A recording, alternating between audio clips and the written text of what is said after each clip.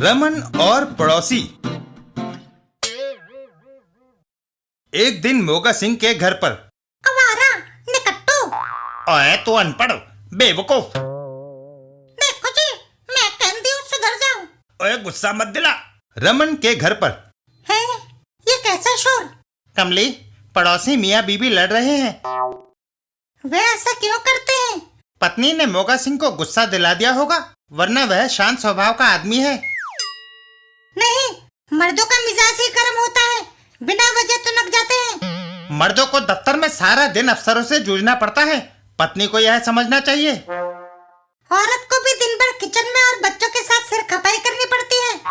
मर्द कमाते हैं कमली, औरतें घर चलाती हैं। औरतें निठल्ली बैठी रहती हैं।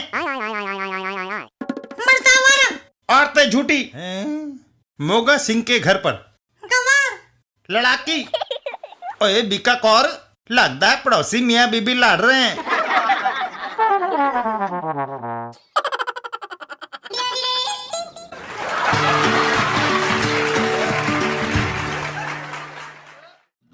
बिल्लू और प्रोफेसर जाक का आविष्कार। एक दिन प्रोफेसर जाक की लेबोरेटरी में। प्रोफेसर जाक, आपने मुझे याद फरमाया था। हाँ बिल्लू, मैं तुम्हें अपनी नई इजाद दिखाना चाहता था।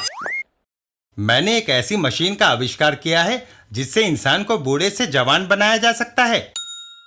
देखो, यह 75 साल की चंपाबाई मशीन में बैठ रही है। मशीन बंद करके इसका आयु चक्र घुमा दिया।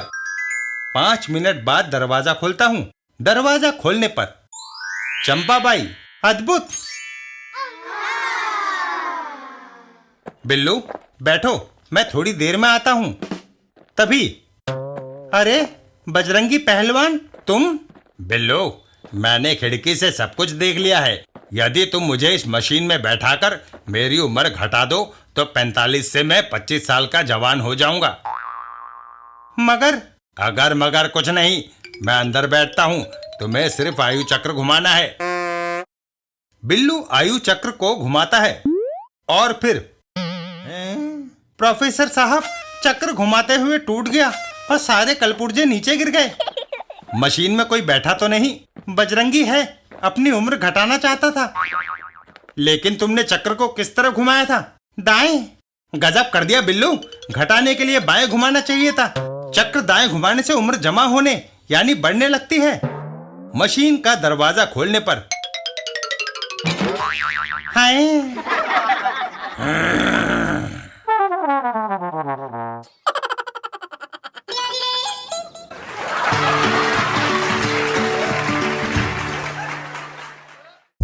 अफीमी लाल और सुधार अभियान। उम्मीदों से भरी एक सुबह। अब बहुत हो गया, आज से मैं अपनी सारी सुस्ती छोड़ दूंगा। जय बजरंग बली की। और अफीमी लाल काम में जुट गया। सबसे पहले मैं अपने पूरे घर को गंगा जल से धोता हूँ। अब कपड़ों को ऐसे चमकाता हूँ जैसे चम चम चमकता सूरज। हा हा हा हा, घर को क्या बढ़िया सजाया है मैंने।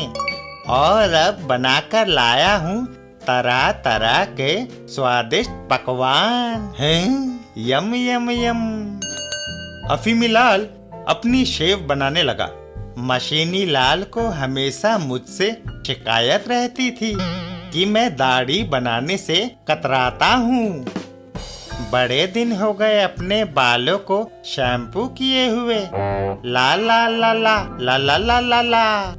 पजामा कुर्ता पहनते पहनते मैं तंग आ गया हूँ। आज सूट पहनता हूँ। वाह क्या बात है।